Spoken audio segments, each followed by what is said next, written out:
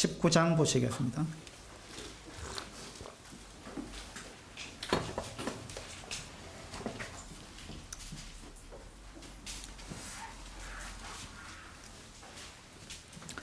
마태복음 19장 1절입니다.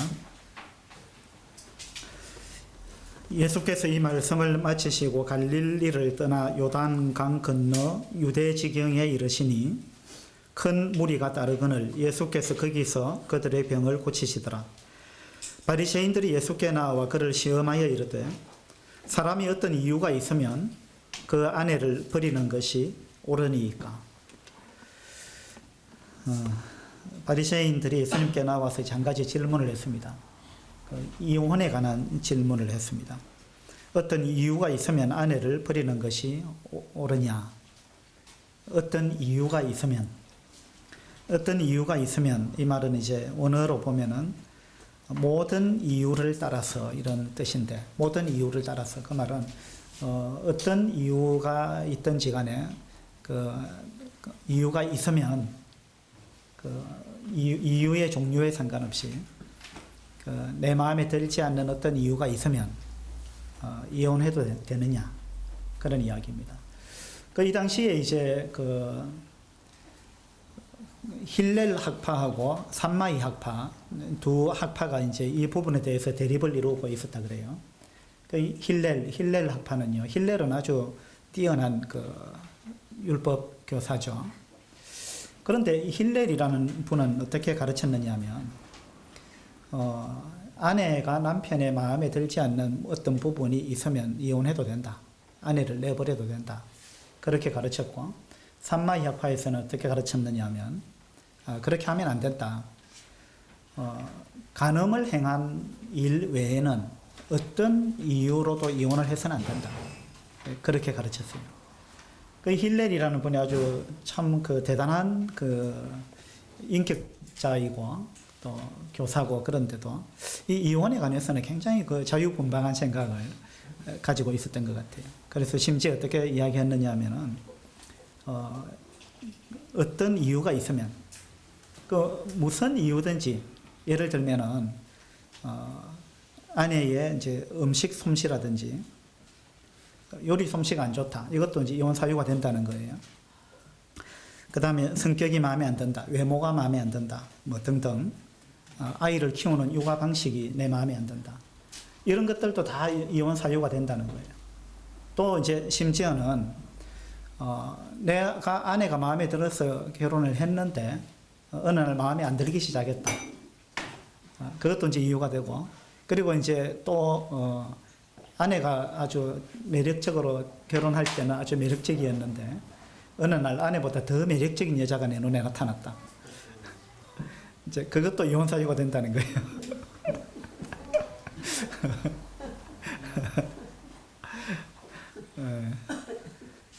오늘날 이제 많은 이제 이혼이 횡행하고 있는데 오늘날도 아마 그런 것 같아요. 이혼 사유가 굉장히 많죠. 이혼 사유가 굉장히 많습니다. 그래서 이제 이런 걸 가지고 어떤 이유가 있으면 그 아내를 버리는 것이 옳습니까? 하고 이제 질문을 했습니다. 어떤 이유가 있으면. 지지난주인가 제가 이제 말씀 전하면서 자매님들이 형제님들한테 순종하는 것이 사랑받는 비결이다. 남편하고 경쟁하려고 하지 마라. 이기려고 하지 마라. 뭐 이제 이런 이야기를 했는데, 그리고 나서 이제 제가 들은 이야기가 형제님들은 굉장히 기뻐했다. 근데 자매님들은 굉장히 힘들어했다. 그런 이야기를 제가 들었습니다. 그리고 그 전에도 한 번째 아내와 남편에 관한 이야기를 하면서 이제 성경 구절에 그때 아내에 관한 이야기가 있었기 때문에 아내가 어떻게 해야 되느냐, 이런 이야기를 제가 했던 적이 있습니다. 남편에 관해서는 이야기를 좀 제가 잘 안 한 것 같아요. 물론 이제 남편에 관한 구절이 나오면 제가 하겠다 하고 생각을 했는데 이상하게 이제 아내에 관한 이야기를 제가 몇 번 한 것 같아요. 그래서 좀 불공평한 거 아니냐, 이거. 그런 이야기가 들렸습니다. 가만히 생각해 보니까 그렇게 생각할 수 있겠다. 그런 생각이 들었어요. 그리고 내가 남자니까 내가 남자니까 알게 모르게 남자 입장에서 이제 생각하고 이야기를 한 그런 부분들이 있지 않겠는가, 이제 그런 생각을 해봅니다. 그래서 이제 오늘 남편에 관해서 제가 이야기를 좀 하겠습니다. 여기 이제 3절에 보니까 어떤 이유가 있으면 아내를 버리는 것이 옳으니까 이랬는데, 성경에는 남편은 아내를 사랑하라 그랬어요. 어떻게 사랑하라 했느냐? 자기 몸처럼 사랑하라 그랬고, 그 다음에 에베소서에 보면은 남편들은 아내 사랑하기를 그리스도께서 교회를 사랑하시고 위하여 자신을 주심같이 하라, 그렇게 말씀하고 있습니다. 남편은 아내를 사랑해야 되는데 어떻게 사랑해야 되느냐 하면 주님께서 우리를 사랑한 것처럼 사랑해야 된다, 그렇게 말씀하고 계시는 거죠. 그러면 주님께서는 우리를 어떻게 사랑하셨어요? 그렇죠. 목숨을 버리면서까지 우리를 사랑했다는 거예요. 희생적으로 사랑했다는 거죠. 희생적으로. 그래서 주님의 사랑은 희생적인 사랑이에요. 그리고 주님의 사랑은 조건이 없는 사랑입니다. 그걸 아가페적인 사랑이라 이러죠. 그 주님은 조건을 따지지 않고 사랑했습니다. 우리를. 만약에 조건을 가지고 우리를 사랑했다면 우리는 아무도 사랑받을 조건을 갖추고 있지 못한 사람들입니다. 그렇죠? 그래서 이제 남편은 아내를 사랑하되 어떻게 해야 되느냐? 이유 없이 사랑해야 됩니다. 여기 이유가 있으면 이랬는데, 이유가 있으면 사랑하고 이유가 있으면 버리고 뭐 이런 게 아니다는 거예요. 남편이 아내를 사랑해야 되는 이유는 없어요. 그냥 사랑해야 됩니다. 그래서 제가 이제 옛날에는 그냥이라는 단어를 좀 안 좋아했습니다. 그래서 자녀들한테도 너는 왜 이렇게 생각하느냐 물으면은 그냥요 이런 대답을 잘하더라고요. 그래서 제가 어느 날 좀 혼을 냈어요. 너는 생각이 없냐? 너 생각을 이야기해야지. 네가 왜 이렇게 생각하느냐 하면 나는 이러이러해서 이렇게 생각합니다 라고 답을 해야지. 그냥요 이 말은 나는 아무 생각이 없습니다 그런 말 아니냐.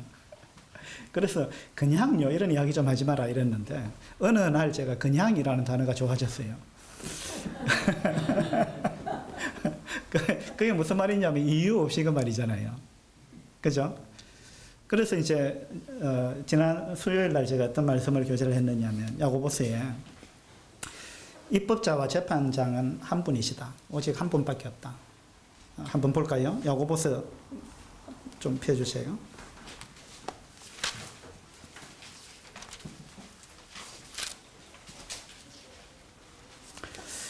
야고보서 4장입니다.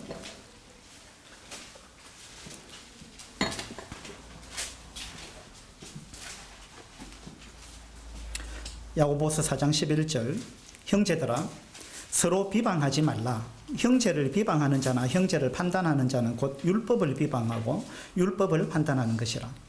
내가 만일 율법을 판단하면 율법의 준행자가 아니요 재판관이로다. 입법자와 재판관은 오직 한 분이시니 능히 구원하기도 하시며 멸하기도 하시느니라. 너는 누구이기에 이웃을 판단하느냐? 여기 이제 세 부류의 사람이 나오는데, 준행자가 있고요, 재판관이 있고 입법자가 있습니다. 입법자가 있고 재판관이 있고 그 다음에 준행자가 있어요. 그래서 법을 만드는 자, 그 법을 가지고 재판하는 자, 그리고 그 법을 준행하는 자, 이 세 부류가 있는데, 입법자와 재판관은 오직 한 분이시다 이렇게 말씀하고 있습니다. 입법자와 재판관은 오직 한 분, 하나님밖에 없다. 그 법을 만드시는 분도 하나님이고 그 법을 가지고 재판하시는 분도 하나님이다. 하나님 외에는 어느 누구도 법을 만들 수 없다. 율법에 관한 이야기입니다. 하나님의 법이죠. 그래서 하나님만이 법을 정할 수 있다. 이 말은 그 선과 악에 관해서 무엇이 절대적인 선이고 무엇이 절대적인 악인지를 아는 사람은 하나님밖에 없다라는 이야기입니다. 우리 사람은요, 선악과를 먹고 난 이후부터 선악과를 먹었다는 자체가 선과 악을 내가 판단하겠다라는 이야기거든요. 하나님이 선이라고 해도 나한테 당장 해가 되면 나는 그걸 악으로 여기겠다 이런 이야기예요. 그 다음에 하나님이 그걸 아무리 악이라 해도 그게 나한테 이득이 된다면 나는 그걸 선으로 보겠다. 이게 이제 선악과를 먹었다는 의미거든요. 예. 그러니까 기준이 내가 되겠다 이 말입니다. 다시 말해서 내가 입법자가 되고 내가 재판관이 되겠다 그런 의미가 되는 것입니다. 근데 우리는요, 사실은 우리는 선과 악을 절대적으로 분간할 수 없는 자들이에요. 우리는 부분적으로만 분간합니다. 부분적으로. 우리는 전체를 보지 못하는 거예요. 우리는 다 보지 못합니다. 지금 현재만 볼 수 있고, 그리고 과거에 대해서는 볼 수 있다 해도 우리는 과거가 우리 속에 왜곡되어서 저장되어 있어요. 그죠? 사람마다. 그래서 우리는 과거도 정확하게 우리는 분별하지 못해요. 그리고 우리는 현재를 보는데 현재만 봐가지고는 그걸 정확하게 분별이 안 되거든요. 근데 하나님은 과거와 현재와 미래를 다 보시는 분이에요. 전체를 보시는 분입니다. 그 다음에 우리는 어떤 사람이 선하다 옳다고 말할 때 그 사람과 나와의 관계만 주로 생각하고 나한테 그 사람이 도움이 되느냐 안 되느냐 뭐 이걸 생각하는데 우리는 단편적이죠. 근데 하나님은 그렇지 않다는 거죠. 하나님은 종합적으로 전체를 본다는 것입니다. 그래서 무엇이 선인지 무엇이 악인지를 정말 제대로 분별할 수 있는 분은 하나님밖에 없다라는 이야기입니다. 그래서 하나님께서는 너희가 함부로 입법을 하려고 덤비거나 너희가 함부로 재판하려고 덤벼서는 안 된다. 그렇게 하면 수많은 오류를 낳게 된다. 그렇게 이제 보시는 거죠. 그래서 입법자와 재판관은 오직 한 분 하나님밖에 없다. 그러면 사람은 뭐냐? 사람은 입법자도 아니고 재판관도 아니고 그 법을 준행해야 되는 사람이다. 그죠? 그럼 법을 준행한다는 말은 다른 말로 하면 너희는 사랑해야 되는 사람이다. 율법은 요약하면 사랑이잖아요. 그러니까 이제 우리가 왜 사랑을 못하느냐 하면 우리가 자꾸만 재판장이 되려고 하고 입법자가 되려고 하니까 사랑이 안 되는 거예요. 왜냐하면 우리는 자꾸 따지잖아요. 그죠? 저 사람이 나한테 잘했냐 못했느냐 내가 사랑할 만하냐 사랑할 수 없는 사람이냐. 예. 이게 뭐냐면 입법자와 재판장이 돼가지고 그 사람을 판단한다는 것입니다. 그래서 비방하게 되죠. 그래서 비방하지 말라. 지금 야고보서 4장에 비방하지 말라. 비방할 자격을 너희들은 갖추고 있지 않다. 온전히 비방하려면 온전히 그 사람을 제대로 알아야 비방할 수 있는데 그게 안 되기 때문에 비방하지 마라. 해놓으면 나중에 그때 내가 잘못 판단했구나라는 걸 알게 된다는 거죠. 실수한다 이 말입니다. 그래서 그 사람의 속마음도 우리는 다 모르고 동기도 다 모르고 그 사람이 어떻게 살아왔는지 과거도 모르고 그 사람 마음속에 어떤 상처가 있는지 이것도 모르고 그 사람이 어떤 생각을 갖고 그렇게 하는지 그런 거 우리는 다 모른다는 거예요. 그러니까 판단하지 마라. 비방하지 마라. 판단하는 것은 하나님께 맡겨놔라. 재판하는 것은 하나님께 맡겨놔라. 그런 이야기입니다. 그럼 우리는 어떻게 해야 되느냐? 우리는 그냥 사랑해라는 거예요. 그냥 이유 없이 사랑해라. 그것이 율법의 준행자입니다. 그죠? 그래서 12절에 보시면 입법자와 재판관은 오직 한 분이시니 능히 구원하기도 하시며 멸하기도 하시느니라. 자, 우리가 재판장이 되면은요, 우리가 누구를 구원하기도 하고 누구를 멸하기도 하는 이제 권세가 우리한테 있다라는 이야기인데, 만약에 우리가 재판장이 되게 되면요, 우리는 어쩌면 아무도 구원 안 할 수도 있어요. 만약에 하나님 우리를 보고 전 인류를 각자 네가 한번 심판해봐라 하고 우리한테 정말 심판자의 자리에 우리를 앉히게 되면 우리는 아무도 구원 안 할 수 있다 이 말입니다. 맞죠? 전부 지옥 보내요. 우리는 그럴 수 있다는 거예요. 근데 그건 하나님의 마음이 아니죠. 그죠? 우리는 그런 사람이라는 거예요. 우리는 모든 사람이 내 마음에 안 드는 겁니다. 모든 사람이, 그죠? 잘못된 게 우리 눈에 수도 없이 보이죠. 내 눈에 들보는 안 보여도 그 사람 눈에 이제 티는 보이기 때문에. 그래서 우리는 이 올바른 판단을 못 한다는 거예요. 마태복음 5장에 보면 하나님께서 그의 해를 악인과 선인에게 비추시며 이런 말씀이 있죠. 하나님은 해를 비추는데 선인한테만 비추는 게 아니라는 겁니다. 하나님은 악인한테도 해를 비춘다는 거예요. 그분이 재판장인데도 불구하고 하나님 마음에 안 드는 구석이 얼마나 많겠습니까? 모든 사람들이. 그런데도 하나님은 해를 비춘다. 그게 하나님이에요. 그죠? 물론 나중에 재판합니다. 나중에 이제 세상 끝에 또 그 사람의 인생 종말에 하나님이 재판하시지만 하나님은 우리처럼 그렇게 재판 안 한다는 이야기죠. 하나님은 우리를 심판하기까지 무진장 사랑을 베푸시는 것입니다. 우리한테는 그런 게 없어요. 그죠? 그래서 하나님 우리한테 칼자루를 맡기지 않겠다는 겁니다. 우리한테 칼자루를 맡기면 난장판이 되는 거예요. 그죠? 그래서 거기 보면 하나님이 그 해를 악인과 선인에게 비추신다 그랬는데 거기에 그 해를 이랬습니다. 그 해를 영어로 보면 His Son 이렇게 되어 있어요. 그의 해 이렇게 되어 있어요. 하나님의 해. 그 만약에 해가 하나님의 해가 아니고 나의 해라면은 우리는 해를 안 뜨게 할 날이 많을 거예요. 그죠? 하나님은 날마다 해를 뜨게 하시잖아요. 인간들이 마음에 들건 안 들건 간에 이것이 이제 하나님의 사랑입니다. 하나님은 의로운 자와 불의한 자에게 비를 내리신다.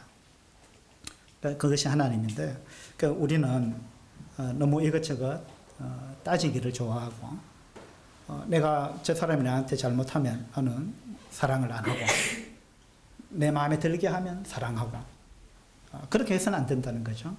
그래서 남편들은 아내를 어떻게 사랑해야 되느냐? 그냥 사랑해야 돼요. 이유 없이, 조건 없이. 조건을 붙이면 그거는 그거는 그리스도의 사랑이 아닙니다. 그 하나님이 남편한테 원하는 사랑, 그런 사랑이 아닌 거예요. 그래서, 오늘 이제 남편 되신 분들한테 제가 아주 강한 이야기를 하는 거죠. 이유 없이 사랑하세요. 그냥 사랑하세요, 그냥. 조건 없이. 아내가 나한테 순종하느냐 안 하느냐 이거 중요한 게 아니에요. 아내 입장에서는 그 말씀을 잘 받고 순종해야 되지만 남편 입장에서는 그 말씀을 칼로서 들이대서는 안 된다는 겁니다. 그래서 우리 교회 모든 남편 되신 분들은요, 아내가 여러분한테 순종하든 안 하든 그 신경 쓰지 마세요. 그냥 사랑하세요. 무조건 사랑하세요. 이유 없이. 우리 자매님들 속이 후련하십니까?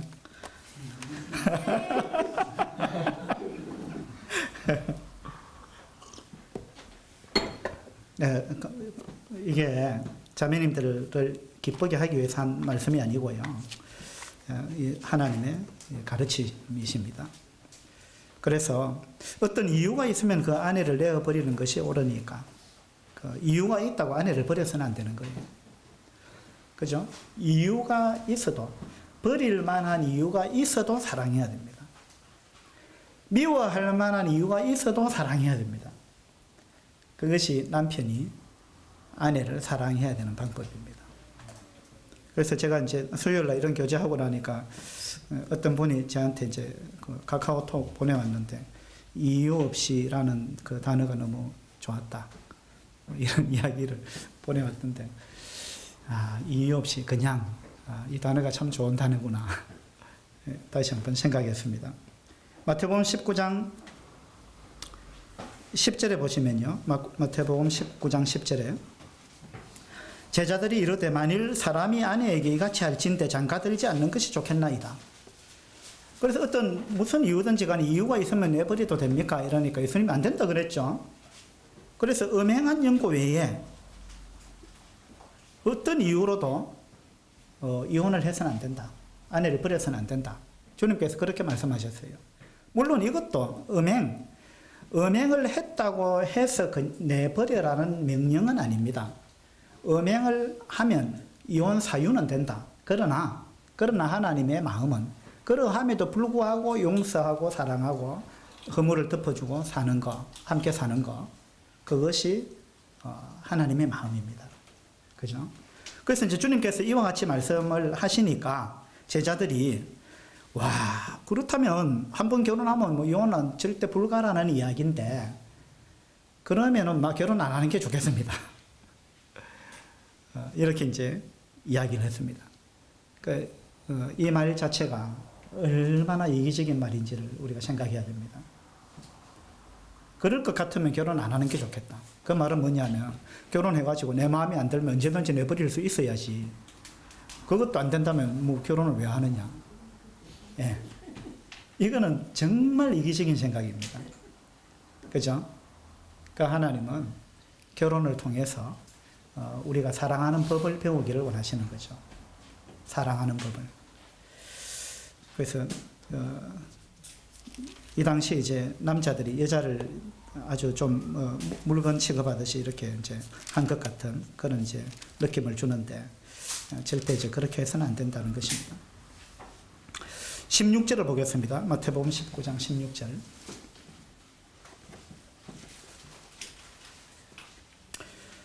어떤 사람이 주께 와서 이르되 선생님이여 내가 무슨 선한 일을 하여야 영생을 얻으리이까? 예수께서 이르시되 어찌하여 선한 일을 내게 묻느냐? 선한 이는 오직 한 분이시니라. 네가 생명에 들어가려면 계명들을 지키라. 이르되 어느 계명이오니까? 예수께서 이르시되 살인하지 말라, 간음하지 말라, 도둑질하지 말라, 거짓 증언하지 말라, 내 부모를 공경하라, 내 이웃을 내 자신과 같이 사랑하라 하신 것이니라. 여기 이제 이 말씀을 많은 분들이 오해를 하고 있는 말씀인데, 어떤 사람이 예수님께 와가지고 내가 무슨 선한 일을 하여야 영생을 얻겠습니까? 이렇게 물어봤습니다. 예수님의 대답이 계명을 지켜라. 17절에 그렇게 말씀하셨어요. 계명들을 지켜라. 그 무슨 계명입니까? 물으니까 10계명을 이야기해 주셨어요. 10계명 중에서 하나님과 관계된 계명은 이제 제쳐놓고 사람 사이에 관계된 그런 계명을 주님께서 말씀하셨습니다. 그 계명을 지키라 이렇게 이야기했습니다. 그래서 이제 국민일보에 보니까 어떤 목사님이 이 구절을 가지고 이제 글을 기고를 했던데, 거기 보니까 어떻게 해야 영생을 얻습니까? 라고 질문했을 때 주님께서 영생을 얻는 방법을 가르쳐 주셨는데, 그것은 계명을 지키는 것입니다. 그래서 계명을 여러분 지켜야 구원받습니다. 주님께서 직접 그렇게 말씀하셨습니다. 그래서 이 말씀을 농담으로 듣지 마시고 계명을 철두철미하게 지키셔서 여러분 구원받아야 합니다. 이렇게 결론을 내렸어요. 어떻게 생각하세요?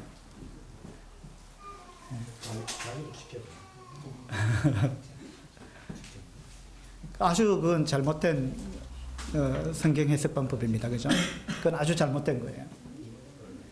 근데 이제 어떤 분들은 아니 뭐가 잘못됐느냐? 예수님이 직접 그렇게 말씀하셨는데 뭐가 잘못됐느냐? 예수님이 계명을 지키라고 말씀했지 않느냐? 영생을 어떻게 얻느냐 물으니까 계명을 지키라 이렇게 이야기했다 예수님이. 이렇게 이야기하는 거예요. 근데 이 말씀이 그런 말씀이 아니라는 겁니다. 이걸 우리가 알아야 되죠. 주님께서 왜 이렇게 말씀하셨는가 이걸 알아야 되는 거예요. 그죠?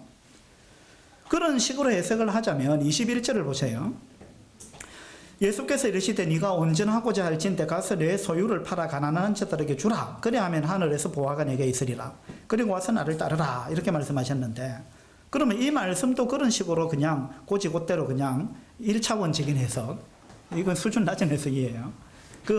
주님이 왜 이렇게 말씀하셨는지를 생각하지 않고 그냥 읽으면은 그 계명을 지키라 했으니까 계명 지키면 영생을 얻는구나.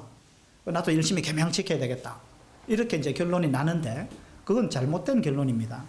21절도 그런 식으로 받아들이자면 구원을 받기 위해서는 자기 소유를 팔아서 가난한 자들한테 주면 되는구나. 이렇게 해석할 수 있다는 것입니다. 그러니까 이제 자선 사업을 많이 하면 구원받는구나. 그죠? 내 재산을 가지고 다른 사람한테 나눠주면 내가 구원을 받는구나. 이렇게 해석할 수 있다는 것입니다. 근데 이건 그런 뜻이 아닙니다. 그죠?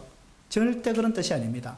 만약에 그렇게 해서 구원을 받는다면, 그렇게 해서 영생을 얻는다면 성경은 앞뒤가 전혀 맞지 않는 책이 되어버립니다. 그죠? 신약 성경에 수도 없이 반복해서 행위로는 구원받을 수 없다. 행위로는 절대 구원받을 수 없다. 라고 말씀하고 있고, 오직 믿음으로 구원받는다. 라는 것을 수도 없이 반복하고 있는데 그 말씀들하고 전혀 맞지 않는 것입니다. 그렇다면 이 말씀은 계명을 지켜서 구원받는 것이 아니라는 이야기입니다. 그런 뜻이 아니라는 이야기죠. 그러면 주님께서는 왜 이렇게 말씀하셨느냐? 자, 16절에 이 사람이 어떤 질문을 했느냐를 잘 봐야 됩니다. 어떤 사람이 주께 와서 이르되 선생님 이렇게 했습니다. 이거 말 자체가 지금 잘못된 거예요. 자, 주께 와서 주님이라고 불러야 되는데 주께 와서 선생님 이렇게 불렀습니다. 자, 이거부터가 문제가 있어요. 뭐냐면 이 성경을 기록한 마태는 예수님을 주님이라고 표현했는데, 그죠? 근데 그 주님께 어떤 사람이 와가지고 그 주님을 보고 주님이라고 안 불렀다, 이 말은 주님인 줄 모른다는 이야기예요. 선생님이요 이렇게 불렀어요. 이거 뭐냐면 예수님이 하나님이라는 사실을 모르고 있어요, 이 사람이. 그리고 예수님이 우리를 만드신 주인이라는 사실을 모르고 있습니다. 그 다음에 예수님이 우리의 구원주가 되신다는 사실, 예수님이 우리를 구원하기 위해서 오신 그 주님이시다는 사실을 모르고 있는 거예요. 예수님이 구세주라는 사실, 예수님이 나의 구원자라는 사실, 이 사실을 모르고 있어요. 그러면 이 사람은 예수님을 어떤 존재로 알고 있느냐 하면 선생님으로 알고 있습니다. 선생님. 다른 복음서에 보면 선한 선생님 이렇게 불렀어요. 그러니까 예수님은 그냥 인간인데, 이 사람이 볼 때 신이 아니고 인간인데 다른 사람보다는 선한 사람이다. 선한 선생님이다. 이 정도로 알고 있는 거예요. 이 말씀을, 이 흐름을 보세요. 어떤 사람이 주께 와서 이르되 선생님이요. 그죠? 선생님이요. 이렇게 불렀습니다. 그 다음에 뭐라 했느냐 하면 내가 무슨 선한 일을 하여야 영생을 얻으리까? 이 사람은 영생을 어떻게 얻는다고 지금 생각하고 있느냐 하면 선한 일을 행하면 영생을 얻는다라는 생각을 갖고 있는 사람입니다. 영생을 얻기 위해서는 선한 일을 해야 된다 라는 생각을 갖고 있는 사람이에요. 그래서 이 사람은 영생을 얻기 위해서 선한 일을 무진장 했습니다. 자기 나름대로, 자기 방법대로 엄청나게 착하게 살려고 노력했던 사람입니다. 그렇게 착하게 살려고 노력했지만 이 사람은 자기가 구원을 받았다는 확신을 가질 수가 없었어요. 그러니까 주님한테 이 질문하는 겁니다. 무슨 선한 일을 해야 영생을 얻겠습니까? 나는 선하게 지금까지 내 생각대로는, 내 방법대로는, 내 나름대로는 나는 정말 선하게 산다고 살았는데도 불구하고 내가 천국 갈 자신이 없다. 그러니까 무슨 선한 일을 더 해야 됩니까? 천국 가기 위해서 특별히 해야 되는 어떤 선한 일, 그 어떤 그 선한 일이 있지 않겠느냐, 이렇게 이제 생각을 한 것입니다. 그래서 무슨 선한 일을 해야 영생을 얻겠습니까? 라고 물었던 것입니다. 그래서 예수님께서 대답하시기를 17절입니다. 어찌하여 선한 일을 내게 묻느냐? 선한 일은 오직 한 분이시니라. 자, 이걸 잘 생각하셔야 됩니다. 어찌하여 선한 일을 나한테 묻느냐? 그 선한 일을 왜 묻느냐?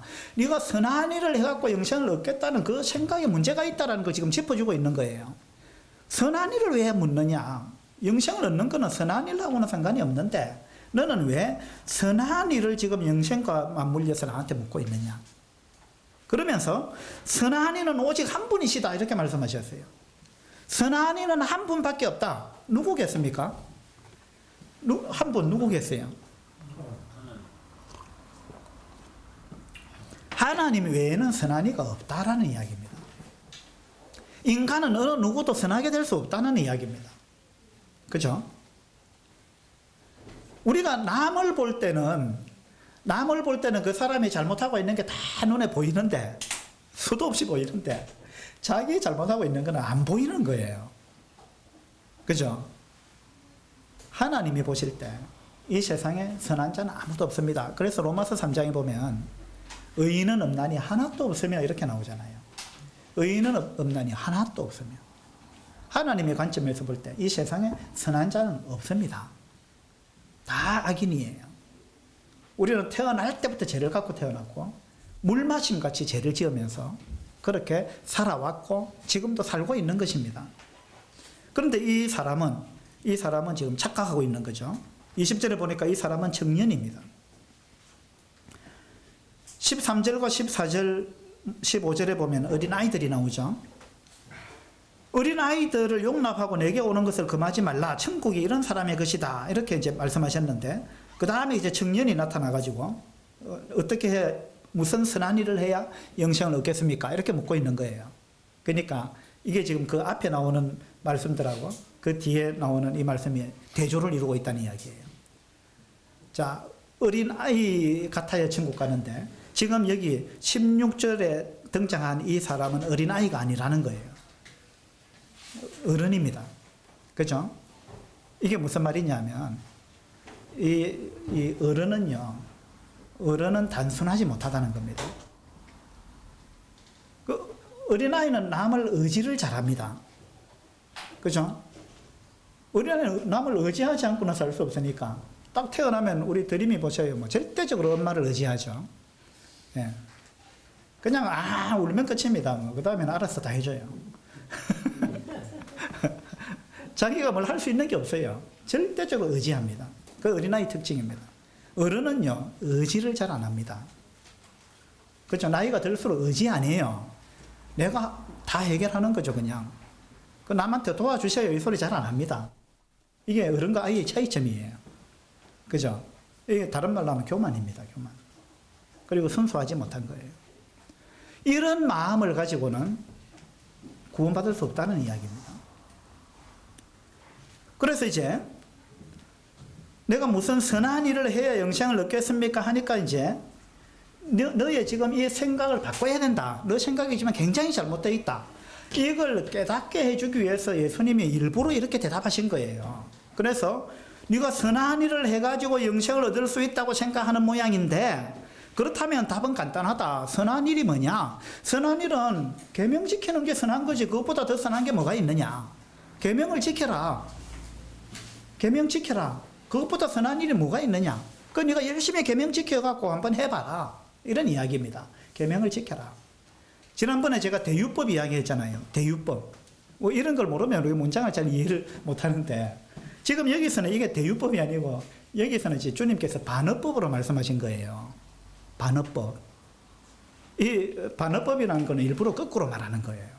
거꾸로. 분명히 그 사람이 잘못했는데도 그래 참 잘했다 이렇게 이야기하는 거 이건 반어법이에요. 그죠? 내가 지금 배가 엄청 고픈데 내가 손님으로 왔는데 주인이 나한테 먹을 거 안 준단 말입니다. 그럴 때 이제 이걸 살짝 비꼬아서 어떻게 이야기하느냐 뭐 야, 너무 내가 배가 불러가지고 막 잠이 다 올 지경이다. 이렇게 이야기할 수 있다는 거예요. 배가 고프다는 걸 그렇게 표현할 수 있다는 거예요. 거꾸로. 그죠? 이런 걸 이제 반어법이라 그래요. 반어법. 그래서 이제 여기서 주님께서 계명들을 지키라 이 말은 반어법이에요. 네가 그렇게 생각하니까 그러면 실컷 계명 열심히 한번 지켜봐라. 죽도록 네가 노력해봐라. 그 말입니다. 이 말은 안 된다. 계명 지켜갖고는 안 된다라는 말을 일부러 이렇게 한 거예요. 그 계명들을 지켜라. 그 한번 지켜봐라. 이런 이야기입니다. 그러면은 이 정도 되면 이 청년이 딱 깨달아야 되는데 이거 못 깨닫는 거예요. 수많은 사람들이 이걸 깨닫지 못해요. 왜냐하면 모든 종교가 그리고 대부분의 사람들이 자기의 의로운 행위로 하나님께 인정받으려고 하는 이런 마음을 갖고 있는 거예요. 이걸 이제 보상심리라 그래요. 보상심리. 그러니까 내가 이만큼 했으니까 내가 이거 받을 자격이 있다. 이게 보상심리죠.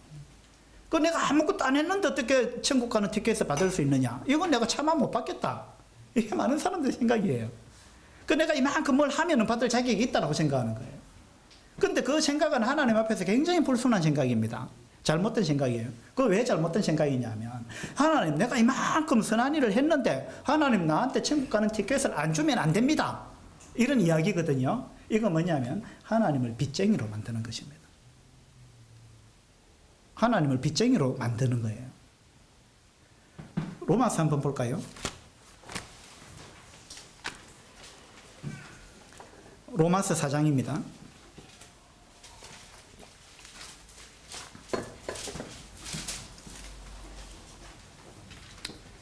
로마서 4장 1절입니다. 그런즉 육신으로 우리 조상인 아브라함이 무엇을 얻었다 하리요? 만일 아브라함이 행위로서 의롭다 하심을 받았으면 자랑할 것이 있으려니와 하나님 앞에서는 없느니라. 성경이 무엇을 말하느냐? 아브라함이 하나님을 믿음에 그것이 그에게 의로 여겨진 바 되었느니라. 오직 믿음이죠. 행위가 아니라는 겁니다. 4절에 일하는 자에게는 그 삭시 은혜로 여겨지지 아니하고 보수로 여겨지거니와. 자, 이것이 자기의 어떤 행위로 천국 가고자 하는 사람들의 사고방식이라는 겁니다. 사절이 무슨 말이냐면 일하는 자에게는 그 삭시, 은혜로 여겨지지 않고 보수로 여겨진다. 자, 내가 열심히 일해가지고 보수를 받았습니다. 그러면 보수 받는 사람이 감사하는 마음이 없어요. 그냥 내가 당연히 일해갖고 받는 거니까 그냥 전혀 감사한 마음 없이 받는 거예요. 근데 내가 일을 안 했는데 뭐 돈을 주잖아요. 그러면 엄청 감사하죠. 그건 은혜입니다. 은혜. 내가 받을 자격이 없는데 받는 게 은혜잖아요. 그러니까 직장에서 여러분이 일을 하고 월급을 받을 때, 와, 내가 일한 것보다 더 많이 받네 이렇게 생각하면은 사장한테 여러분 굉장히 감사할 거예요. 그리고 나한테 일할 수 있는 이런 기회를 주셔서 감사하다. 또는 나를 고용해 줘서 감사하다. 이렇게 생각하는 사람은 일하는 게 즐겁고요. 그 다음에 그 사장에 대한 감사한 마음을 가질 거예요. 그런데 대부분의 직장인들이 그 반대 생각을 갖고 있습니다. 어떤 생각을 갖고 있느냐 하면 내가 일한 것보다 더 적게 받는다. 사장이 나를 착취했다. 착취. 수많은 사람들이 그렇게 생각합니다. 그죠? 그러니까 감사가 없어요. 감사가 없고 그 월급을 보수라고 생각합니다. 그죠? 구원받는 것도 사람들이 이렇게 생각한다는 거예요. 내가 열심히 일해갖고 돈 받듯이 내가 열심히 선행을 해갖고 천국 가는 티켓을 내가 받겠다 이 말입니다. 그러면 이거는 은혜가 아니에요. 이건 보수입니다. 보수. 그러니까 이걸 하나님은 당연히 줘야 되는 것이고 나는 당연히 받을 자격이 있고 그러니까 내가 천국 가도 감사가 없어요. 그렇게 되면. 근데 실제로는 그렇게 해서 천국 갈 수도 없어요. 그죠? 이것이 이제 어른의 사고방식입니다. 어린애의 사고방식은 난 아무것도 할 수 없는데 이게 어린애의 사고방식이에요. 난 아무것도 할 수 없는데 근데 나한테 이런 걸 주시다니 정말 고맙습니다. 이게 이제 어린애라는 거예요. 구원은 그렇게 받는 거죠.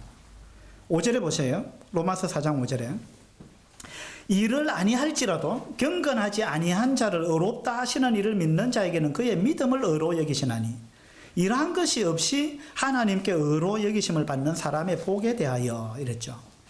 그냥 우리 구원받는 거는 이거는 복을 받은 겁니다. 우리가 대가를 받은 게 아니고 보수를 받은 게 아니고 은혜로 복을 받은 겁니다. 우리는 일 안 한 사람이에요. 그죠? 우리가 뭘 일해갖고 천국 가는 게 아니라는 이야기입니다. 그래서 이제 일을 해갖고 천국 가려고 하는 사람은 자기 선행으로 천국 가려고 하는 사람은 하나님을 빚쟁이로 만드는 것이다 라는 이제 결론이죠. 자, 마태복음 19장으로 다시 돌아가 보겠습니다.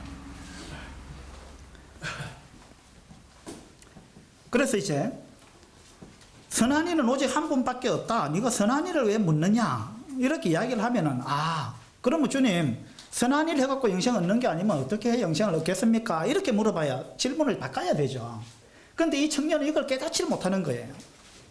자기 생각이 사로잡혀 있기 때문에 자기 생각에는 뭔가 내가 뭘 하지 않고는 뭘 받을 수 없다. 어른들은 항상 이 생각을 갖고 있습니다. 공짜는 없다. 이 생각이 너무 큰 거예요. 공짜는 없다. 이 세상에 공짜가 어디 있느냐. 이게 어른의 생각입니다. 어린아이의 생각은 그렇지 않아요. 어린아이는 얼마든지 공짜도 있을 수 있는 거예요. 그죠? 그래서 이제 그 생각을 벗어나지 못하니까 자기 질문이 뭐가 잘못됐는지를 주님께서 17절에서 짚어주셨는데도 불구하고 깨닫지 못합니다. 그래서 18절에 질문하기를 이르되 어느 계명이오니까 이 질문하는 자체가 얼마나 지금 한심한 거예요. 엉뚱한 질문을 하는 거예요. 그러면은 선하게 될 수 없다는 이야기 아닙니까? 그러면 다른 방법이 뭡니까? 이렇게 물어봐야 되는데 계명 지켜라 이러니까 내가 그러면 지켜야지요. 무슨 계명 지킬까요? 이렇게 나온 겁니다. 그러니까 이제 10계명 중에 몇 가지를 말씀하신 겁니다. 20절에 보니까 이 청년이 더 기가 찬 것이요. 그 청년이 이르되 이 모든 것을 내가 지켜 사온데 아직도 무엇이 부족합니까? 얼마나 지금 자신을 모르고 있는 거예요. 이 청년은 너무나 착각 속에 살고 있습니다. 이 모든 걸 내가 다 지켰다. 그래도 뭐가 부족하냐? 다 지켰다. 이거 내가 다 지켰다. 라고 이야기합니다. 주님이 들으실 때는 정말 기가 찬 이야기예요. 이 청년이 얼마나 자기 자신을 모르고 얼마나 하나님을 모르는지 이 대답 속에 다 드러난 거죠. 예. 그래서 다 지켰는데도 불구하고 자기는 천국 갈 자신도 없어요. 그렇죠? 아담과 하와도 무화과 나무 잎으로 옷을 딱 해입고 나서도 주님이 딱 하나님이 나타나니까 한 말이 내가 벗었으므로 두려워하여 숨었나이다 이렇게 이야기했습니다. 옷을 해입어 놓고도 자기는 벗었다고 고백했어요. 이게 뭐냐면 자기 행위로 해입은 옷은 이것은 하나님 앞에서 아무런 소용이 없다 그런 이야기예요. 인간의 행위는 하나님 앞에 가면 아무런 가치가 없는 거예요. 사실은 이 구원에 있어서 물론 구원받고 나서 우리가 착하게 살아야 되지만 그렇지만 우리가 구원받는 데 있어서 인간의 선행은 아무런 가치가 없다는 것입니다. 그래서 이제 이걸 다 지켰는데 그래도 뭔가 부족합니까? 라고 하니까 주님께서 이 사람의 생각을 깨우쳐주기 위해서 하신 말씀이 21절이죠.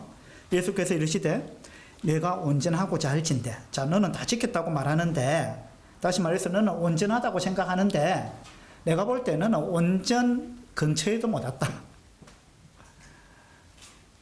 너가 어떻게 너를 다 지켰다고 말할 수 있고 온전하다고 말할 수 있는지 내가 볼 때 기가 찬다 이런 이야기입니다. 그래서 네가 정말로 온전하고자 하면 내가 온전해지는 방법을 하나 가르쳐 줄게 하면서 가르쳐 주신 것이 뭐냐면 가서 너의 소유를 팔아 가난한 자들에게 주라 이렇게 이야기했습니다. 그러니까 이게 무슨 말씀이냐면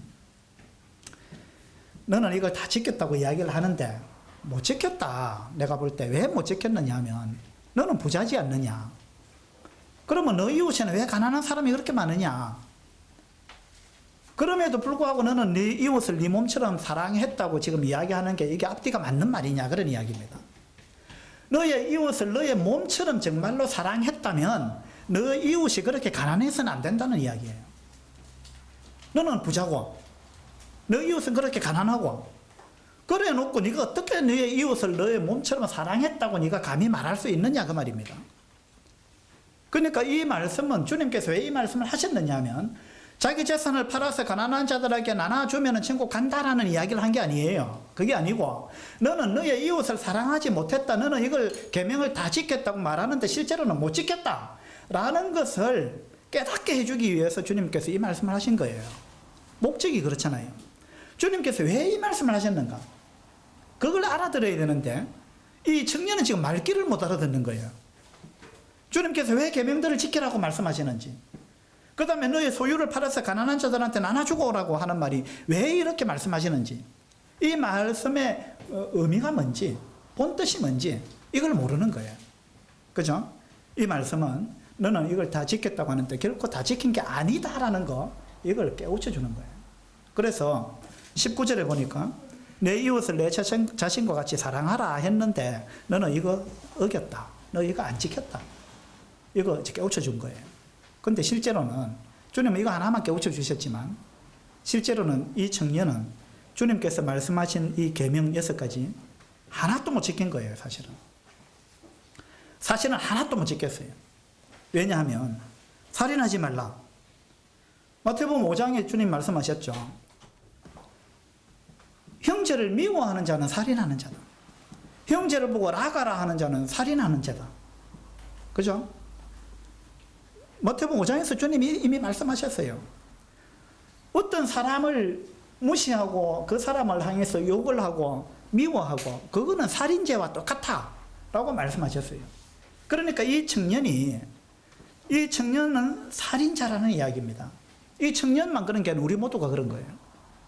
여러분이 누구를 한 번도 미워하지 않았습니까? 누구를 향해서 욕을 한 적이 한 번도 없습니까? 만약에 한 번이라도 있다면 여러분은 살인자예요. 하나님은 그렇게 본다는 것입니다. 그 다음에 간음하지 말라 그랬는데 이 청년은 자기가 간음 안 했다고 생각한 거예요. 그런데 주님이 볼 때 이 청년은 간음했어요. 왜냐하면 마태복음 5장에 보니까 음욕을 품고 여자를 보는 자는 이미 간음했다라고 주님께서 말씀하셨잖아요. 그런데 남자치고 여자를 보고 음욕을 안 품어본 남자가 있습니까? 저는 군에서 실험을 해봤어요. 군에 가서 제가 각 중대별로 종교 시간에 돌아다니면서 간음 안 해본 사람 손 들어보라니까 몇 사람 들더라고요. 그리고 제가 마태복음 5장의 이 말씀을 딱 읽어주고 여자를 보고 음욕을 품는 자는 이미 가늠했다 라는 구절을 읽어주고 다시 손들어 보라니까 한 명도 제가 손드는 사람 본 적이 없어요. 제가 일부러 실험을 해봤어요. 군에서 남자들만 모여있는 세상에서. 예? 그러니까 음탕한 생각을 갖고 여자를 쳐다보는 것 자체가 이미 가늠한 거예요. 그 마음으로 가늠한 겁니다. 그렇잖아요. 그러니까 이 청년은 사실은 주님께서 말씀하신 이 6가지 하나도 못 지킨 거예요. 이 청년만 그런 게 아니고 우리 모두가 그런 것입니다. 아무리 종교적인 사람이라 할지라도 겉으로 볼 때는 그렇게 고상한 사람이라 할지라도 그러나 그 사람의 마음을 파고들었을 때 어느 누구도 하나님 앞에서 내가 깨끗하다고 이야기할 자가 없는 것입니다. 예. 그래서 주님께서 계명들을 지켜라 라고 말씀하신 거는 네가 선한 일을 행하고 영생을 얻으려고 하니까 그럼 계명을 원리 원칙대로 계명을 지키려고 노력을 해봐라. 죽도록 노력해봐라. 그리고는 그것이 아니구나라는 걸 네가 깨달아야 한다. 그런 의미에서 주님께서 계명들을 지켜라 이렇게 말씀하신 거죠. 자, 23절을 보겠습니다. 예수께서 제자들에게 이르시되 내가 진실로 너희에게 이르노니 부자는 천국에 들어가기가 어려우니라. 다시 너희에게 말하노니 낙타가 바늘 귀로 들어가는 것이 부자가 하나님의 나라에 들어가는 것보다 쉬우니라. 이렇게 말씀하셨어요. 자, 부자는 천국에 들어가기가 어렵다. 어느 정도 어려우냐? 낙타가 바늘 귀로 들어가는 것보다 더 어렵다. 자, 낙타가 바늘 귀로 들어갈 수 있습니까? 가능합니까? 불가능합니까? 불가능해요. 다시 말해서 부자는 절대 천국에 들어갈 수 없다. 불가능이다 이 말입니다. 여기서 부자라는 말은 물론 이 청년이 돈이 많았지만 22절에 보니까 그 청년이 재물이 많음으로 이랬죠. 이 청년이 재물이 많았기 때문에 부자도 맞지만 23절에 주님께서 부자라고 하는 말은 재물이 많기 때문에 이 청년을 부자라고 하는 게 아니에요. 이 청년의 마음이 교만하다는 것입니다. 그래서 마태복음 5장의 오복을 이야기하면서 심령이 가난한 자는 복이 있나니 천국이 저희 것이며 이렇게 주님께서 말씀하셨어요. 심령이 가난한 자. 이 청년은 지금 심령이 부유한 자입니다. 심령이 부유하다는 말은 다른 말로 교만하다는 말이에요. 다시 말해서 내가 내 힘으로 내 노력으로 내 행위로 내가 천국 갈 수 있다고 생각하는 것, 이 자체가 부자인 거예요. 이건 심령이 가난한 자가 아닙니다. 심령이 가난한 자는 주님 앞에 왔으면 이렇게 이야기를 해야 돼요. 주님, 내가 아무리 노력해봐도 안 됩니다. 내가 율법을 지킨다는 것은 불가능합니다. 어떻게 해야 되겠습니까? 지금까지 저는 율법을 수도 없이 어겼고 앞으로도 지킬 자신이 없습니다. 그러니까 나는 이제 큰일 났습니다. 어떻게 해야 되겠습니까? 이렇게 두 손 들고 나와야 이 사람이 심령이 가난한 자예요. 그런데 이 청년은 그 정반대로 행한 것입니다. 그죠? 이런 사람을 주님은 부자라고 하는 거예요. 부자. 부자는 천국에 들어갈 수 없다. 돈 많은 사람 천국에 못 간다 그 이야기가 아니에요. 자기가 자기의 힘으로 천국 갈 수 있다고 생각하는 사람은 절대 천국에 들어갈 수 없다. 그 이야기죠. 25절에 제자들이 듣고 몹시 놀라 이르되 그렇다면 누가 구원을 얻을 수 있으리까? 예수께서 그들을 보시며 이르시되 사람으로는 할 수 없으나 하나님으로서는 다 하실 수 있느니라. 그러니까 주님이 이제 드디어 그 정답을 말씀하셨어요. 사람으로는 안 된다. 어느 누구도 사람의 힘으로는 구원받을 수 없다. 그러나 하나님은 가능하다. 그래서 하나님을 의지해야 된다. 그래서 내가 왔다. 이것이 핵심이죠. 그래서 마태복음 19장에 이 청년이 무슨 지금 잘못된 생각을 갖고 있는지 또 거기에 대해서 주님이 하신 이 계명들을 지켜라. 이 말씀의 진정한 뜻이 무엇인지 이런 부분들을 많은 사람들이 오해하고 있는데 실제로는 그런 뜻이 아니다라는 것, 이런 부분을 우리가 이해할 수 있으면 좋겠습니다. 구원은 오직 믿음으로 받는 것입니다. 구원자가 없이는 우리가 구원받을 수 없는 거예요. 그 다음에 구원받는다는 것은 다른 말로 이 문맥을 쭉 보면 영생을 얻는 게 구원받는 거죠. 그 다음에 23절에 보면요, 천국에 들어가기가 이랬죠. 천국에 들어가는 게 구원입니다. 그 다음에 25절에 구원이라는 단어가 나오죠. 그러니까 이거 다 같은 말입니다. 구원은 영생을 얻는 것이고 천국에 들어가는 거, 이게 구원입니다. 그 뭐 천주교에서는 연옥까지도 구원으로 본다, 이렇게 이제 이야기를 하던데, 이 말씀에 보면 구원은 천국에 들어가는 게 구원입니다. 그 잘못된 생각입니다. 그죠? 연옥 가는 것도 구원이다, 그건 아니에요.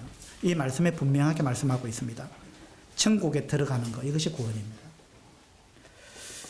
기도드리겠습니다.